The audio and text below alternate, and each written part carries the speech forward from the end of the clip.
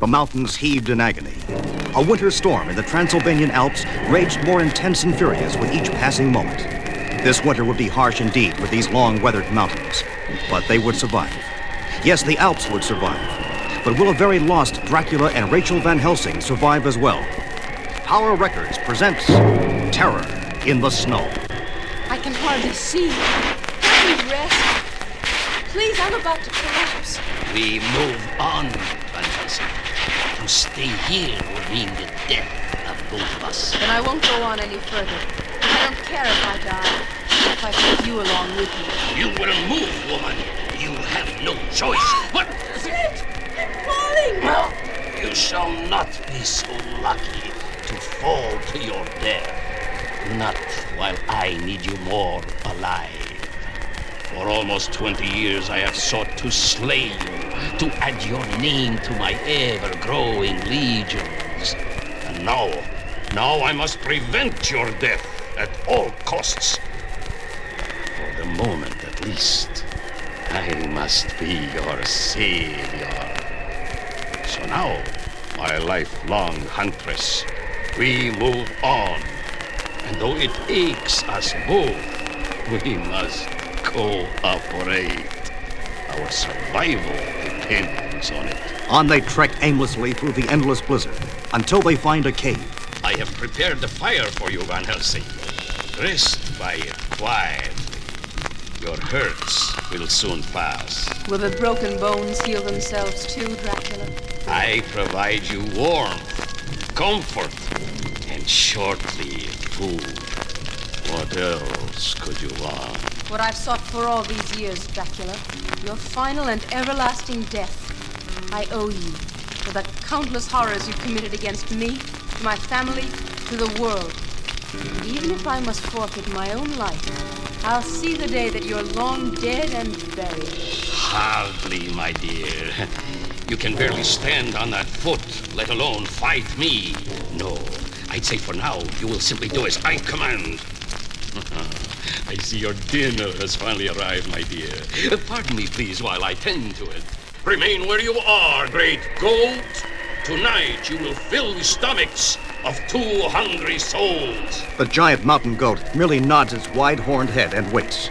As death descends madly upon it, it tries to shake loose its attacker, but it fails. The taste is bitter and wretched, yet still I feel strength again flow through my bones. I protect the one I have ever sought to slay. I feed upon the blood of an impure beast. Yes, since the crash, much has been changed. Too much.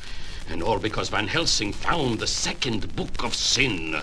I remember how we fought for possession of the book. Those ancient scrolls inscribed with a spell to utterly destroy all vampires, including myself. But as we struggled, Rachel Van Helsing grasped the crumbling pages and made her escape. I instantly knew the dangers to me and my legions if she could translate the symbols and spells, and so I followed her. Her helicopter rose quickly through the Transylvanian winter countryside. I caught onto the machine's lower railings, and I thrust myself into the cabin. Dracula! Don't know how you got in here, but you're not staying. If that book is so important to you, there's no way I'm going to let you get it. Woman, you are a fool! What makes you believe you can keep possession of anything I desire? But we shall discuss the papers in a moment, after I rid us of some unneeded baggage. What are you doing? Stay away from me! Stay away! God, you killed him without even a moment's care. You're a monster. An inhuman monster. His life is unimportant. Then you're in for a rude awakening, Dracula. He was the pilot, and I haven't the slightest notion on how to fly this. And something tells me neither do you. You're already miles off course, heading into the Transylvanian Alps. I can see that, Van Helsing.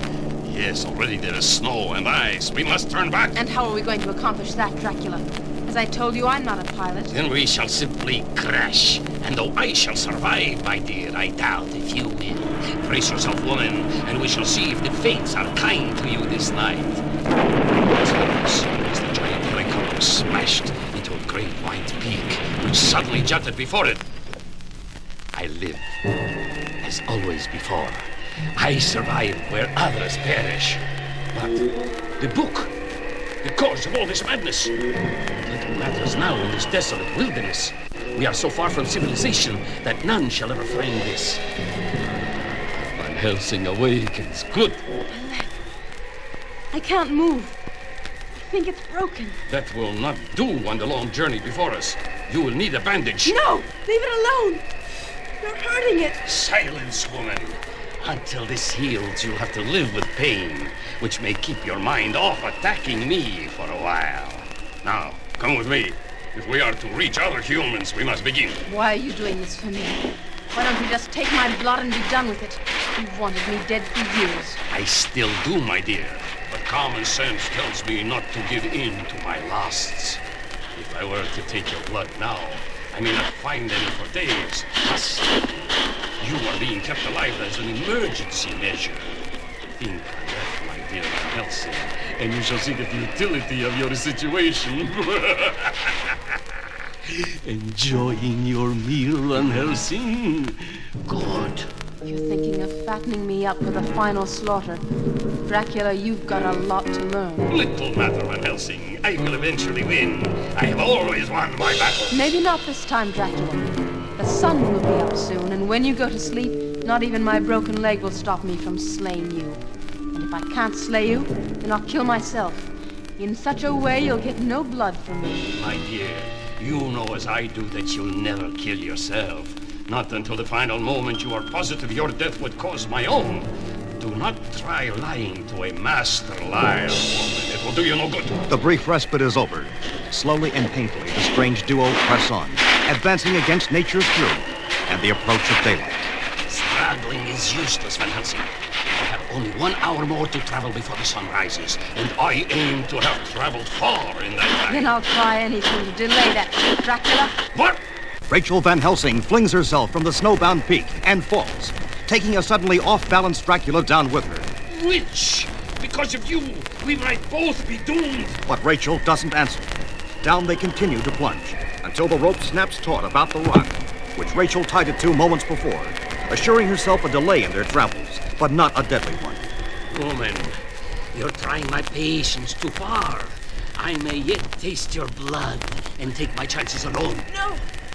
I think you'll keep me alive and risk more trouble than have me dead, and perhaps kill yourself as well. Really, my dear, I doubt that. You see, even if I am dead, one of my legions will find me and resurrect me.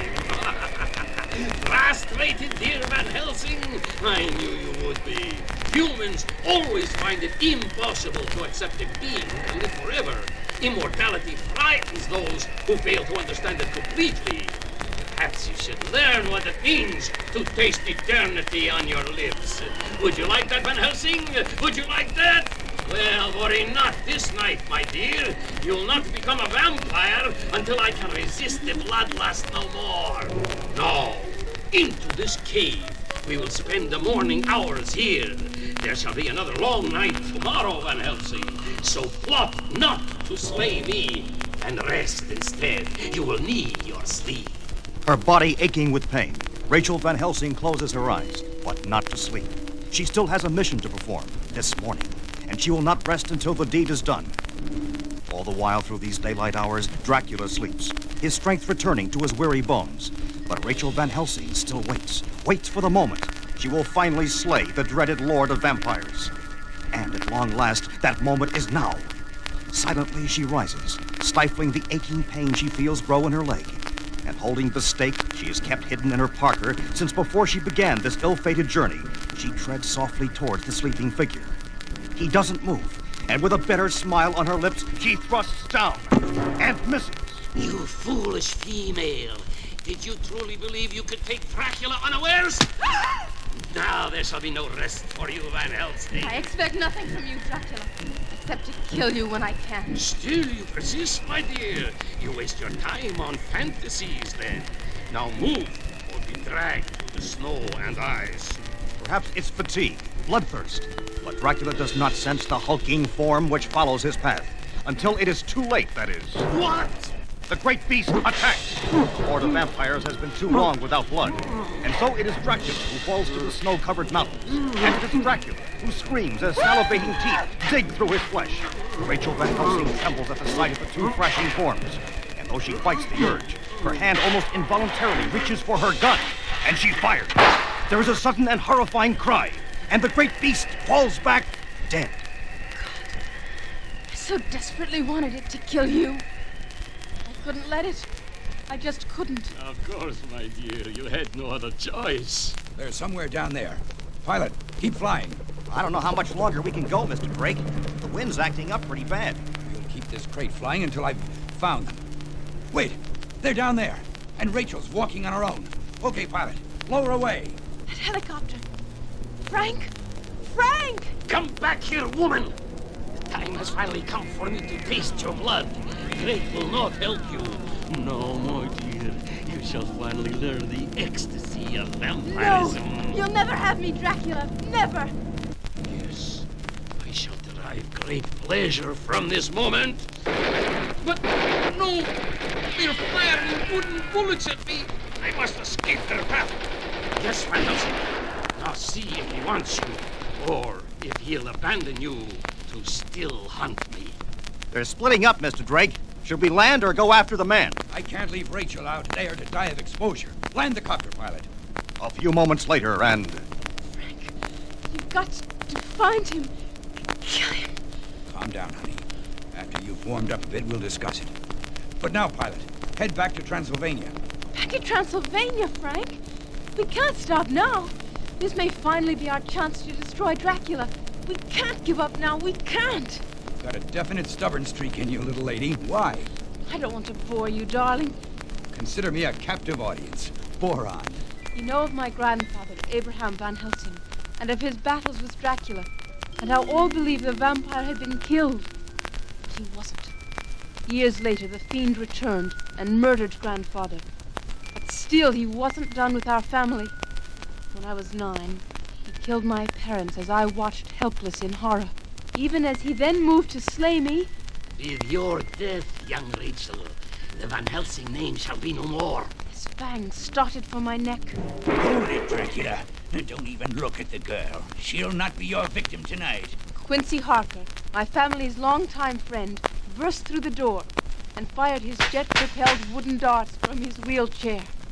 So, you've added another new device to your arsenal, eh, Harker? Well, keep the girl for now, old friend, but beware. There will come a time when she will be mine. When the echo of that cold laughter faded, the reality of what had happened rushed at me. Come to me, Rachel. You've gone through far too much for a girl your age. Far too much for any person. Quincy took me into his home, raised me into womanhood. Does that explain why I'm, as you say, so stubborn? Does it, Frank? There is no answer, nor is there a need for one. But below... They're gone at last, searching elsewhere on this mountainside. Weak as I am, I must try to make my way to safety, or perish in the attempt to fly. Already I feel my insides shriveling from blood loss. I can remain here no longer. I have no choice but to brave the storm as a night wind bat. No, its force is too great, too powerful. It is impossible to fly through. Then am I to be trapped in this hellish wasteland forever? It appears not, as... What? Hey, shooting through me, numbing my arm. How? So Van Helsing and Drake are back, attacking me once more. I must flee before they can attack anew. For a moment, a wobbling, unsure Dracula hesitates as he stares at the bottomless chasm before him. Then he leaps and plunges ever downward toward his apparently unpreventable destruction. What? He's gone? But it can't be. It can't. There are caves for him to hide in. Any way for him to be hiding in a snowbank, Frank? Maybe. Keep searching, Frank. We'll finish him off as soon as we find him. If we find him, you mean, Rachel. It's that very big if which prevented us from slaying him years ago. This time he's bound to be finished, Frank. He's weak. Weaker than he's been for years. I hope you're right, Rachel. But he's managed to survive almost half an eternity. Let's pray this time we didn't muff it. Because if we did, if he's alive, somewhere out there, too bad for us all. Too bad for us all.